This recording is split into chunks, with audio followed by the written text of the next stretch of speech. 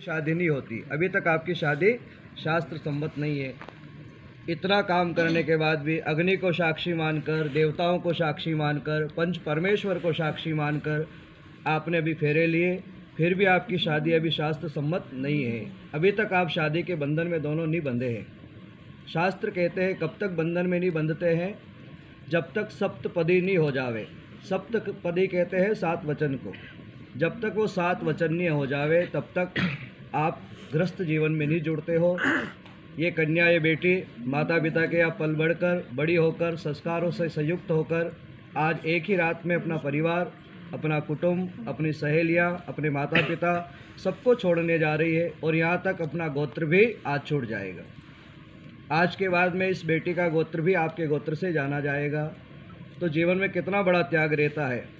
माता पिता के आंगन में बड़ी होकर, माता पिता के सामने बेटियां कब बड़ी हो जाती पिता को पता ही नहीं चलता।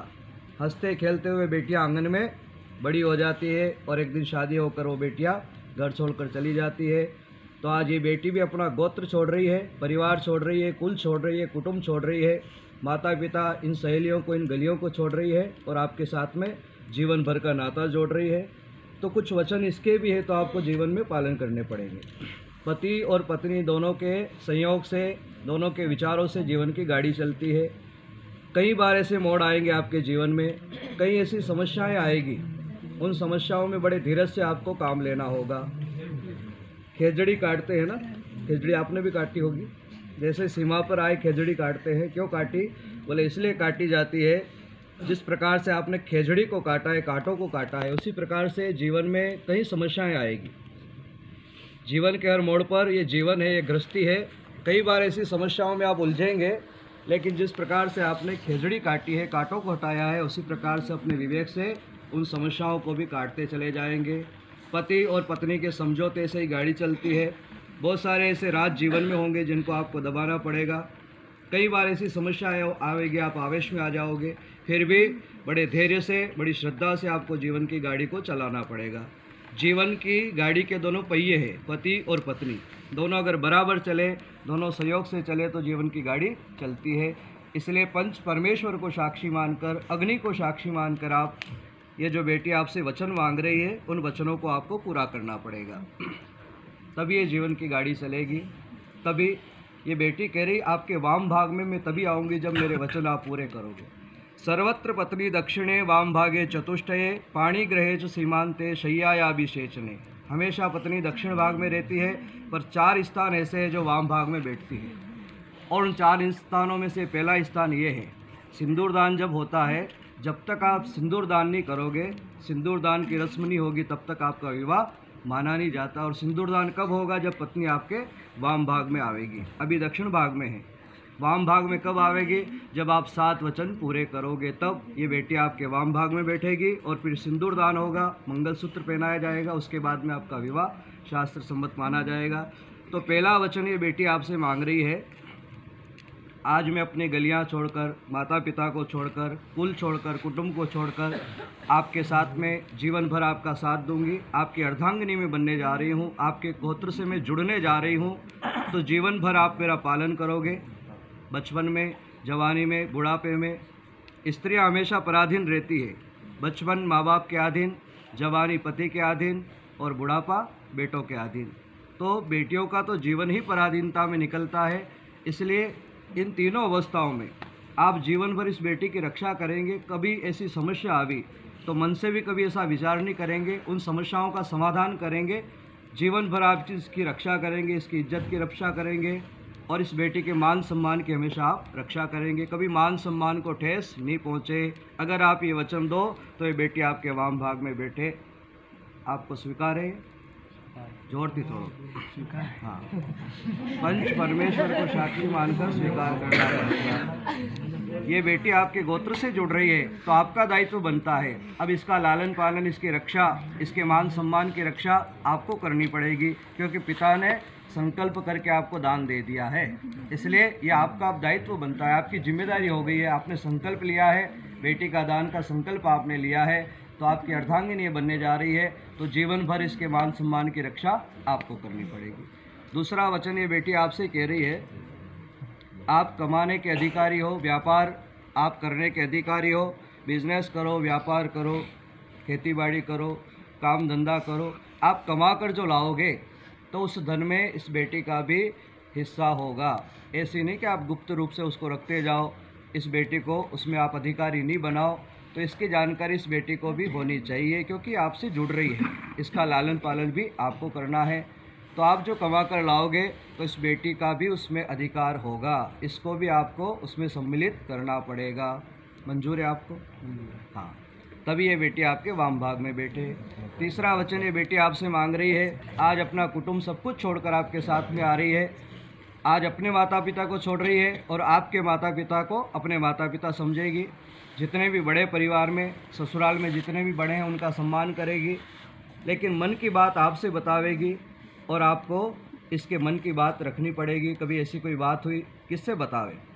परिवार में सबका मान सम्मान करेगी, लेकिन मन की बात केवल पति से बताती है।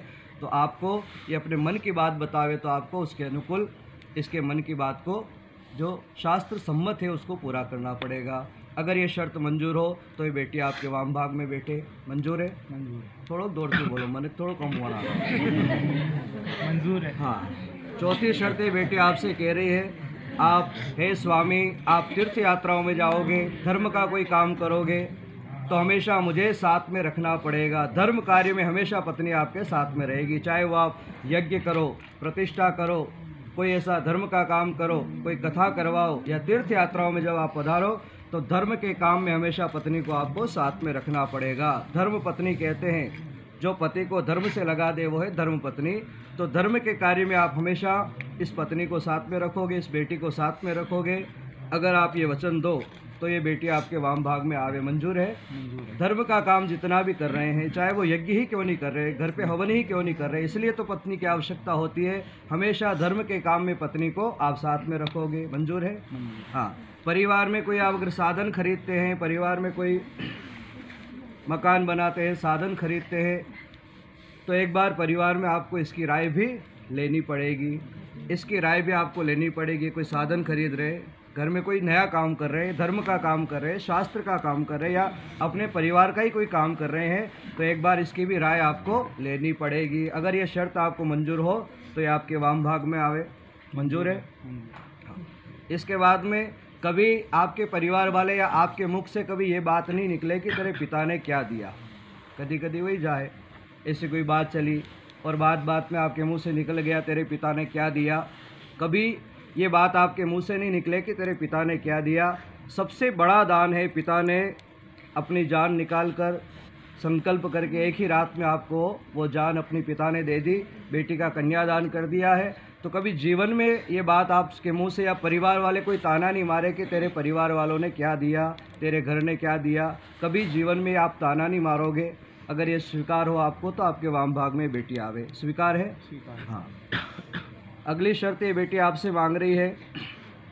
अगली शर्त में बेटी कह रही है, आप कोई अगर पाप का कर्म करोगे, पाप कर्म किसको कहते हैं? धर्म के खिलाफ, शास्त्र से विरुद्ध जो कर्म है उसको कहते हैं पाप कर्म, जो नहीं करना चाहिए, अनीति का कर्म। अगर आप कोई अनीति का कर्म करोगे तो हे स्वामी, उसका पाप आप ही को भोगना पड़ेगा, मैं उसकी अधिकारी नहीं रहूँगी। आप अगर कोई शास्त्र विरुद्ध कर्म करते हो तो भोगना तो पड़ता है, और अगर आप कोई बुरा शास्त्र विरुद्ध कर्म करोगे तो वो आप ही भोगोगे, मैं उसकी अधिकारी नहीं हूँ। लेकिन कभी गलती से मेरे से अगर कोई पाप हो जावे तो उसका आधा पाप आपको भोगना पड़ेगा। मंजूर है? अतरोध करना पड़ेगा अपन क्या? हाँ। अगर आप कोई पाप करते हो तो पत्नी उस पाप को नहीं भोगेगी, लेकिन पत्नी से कभी अनजान में कोई पाप हो जाता है तो आधा पाप आपको भी भोगना पड़ेगा। मंजूर है? हाँ। ये सारी शर्तें आपको पूरी करनी पड़ेगी। इन शर्तों का आपको पालन करना पड़ेगा। जीवन में पति और पत्नी के सामंजस्य से जीवन की गाड़ी चलती है। केवल पत्नी ही नहीं, आपने भी कुछ याचना करी है, ध्यान देना, बात दोनों तरफ से चलती है। आपने भी इस कन्या से कुछ वचन मांगे हैं, ये कन्या भी आपको वचन दे रही है, तभी गाड़ी चलती है। उन्हीं के एक तरफ वचन होते हैं, नहीं, 4 वचन आपने मांगे हैं। 4 वचन में आपने इस कन्या को बांधा है, देवी मैं तेरी सारी शर्तें पूरी करूंगा, लेकिन मेरे भी 4 वचन हैं, ये 4 वचन तुझे हमेशा निभाने पड़ेंगे। मद्यपान उद्यान में कभी अकेली मेरी आज्ञा के बिना नहीं जाओगी। पहला वचन आप मांग रहे इस बेटी से कि मेरी आज्ञा के बिना कभी अकेली घर से बाहर नहीं जाओगी। मध्याह्न में जहाँ पर मदिरापान होता हो, जहाँ पर नृत्य होता हो, ऐसे स्थान पर कभी अकेली नहीं जाओगी, मेरी आज्ञा को लेकर जाना पड़ेगा। स्वीकार है? अगला वचन आप इनसे मांग रहे हैं कि मैं तीनों अवस्थाओं में आपका पालन करूंगा, लेकिन मेरी आज्ञा में हमेशा रहना पड़ेगा, मेरी आज्ञा का हमेशा पालन करना पड़ेगा। यहाँ तक कि पिता के घर भी जाना है तो पति की आज्ञा लेकर ही जाना है। पिता के घर भी जा रहे तो शास्त्र कहते हैं कि पति की आज्ञा लेकर ही पिता के घर भी जाना चाहिए। पति को साथ में लेकर जावे या फिर आज्ञा लेकर जावे, पति ही परमेश्वर बन जाते हैं। इसलिए पति की आज्ञा के विरुद्ध कभी जीवन में कोई कर्म आप नहीं करोगे। कभी जीवन में कहीं जाना है, पिता के घर भी जाना है, तो पति को हमेशा साथ में लेकर या फिर आज्ञा लेकर ही आपको घर से निकलना है। ये शर्त स्वीकार है? हाँ। अगली शर्त आपने, अगला वचन इस बेटी से मांगा है, हे देवी, आप अपने माता पिता को छोड़कर मेरे माता पिता को अपने माता पिता मानोगी। आज एक माता पिता छूट रहे हैं तो दूसरे माता पिता इस बेटी को आज मिल रहे हैं। तो जिस प्रकार से देवी आपके माता पिता है, उसी प्रकार से मेरे माता पिता है। तो कभी मेरे माता पिता को, मेरे परिवार को कभी ठेस नहीं पहुंचाओगी। वाणी के द्वारा, कर्म के द्वारा कभी मेरे परिवार को कोई ठेस नहीं पहुंचे। मेरे माता पिता की प्रतिष्ठा कभी खंडित नहीं हो, मेरी कभी प्रतिष्ठा नहीं जावे। पति की प्रतिष्ठा हमेशा पत्नी को बनाकर रखनी है। पति के आत्म स्वाभिमान को कभी ठेस नहीं पहुँचे, या पति के जो माता पिता है आज से वो माता पिता बनने जा रहे हैं, तो कभी कर्म के द्वारा, मन के द्वारा भी उनको कोई ठेस नहीं पहुँचावे। कभी उनके आत्म स्वाभिमान को ठेस नहीं पहुँचे। उनकी इज्जत हमेशा आपको बनाकर रखनी है। अगर ये शर्त स्वीकार हो तो पति आपको वाम भाग में ले। स्वीकार है?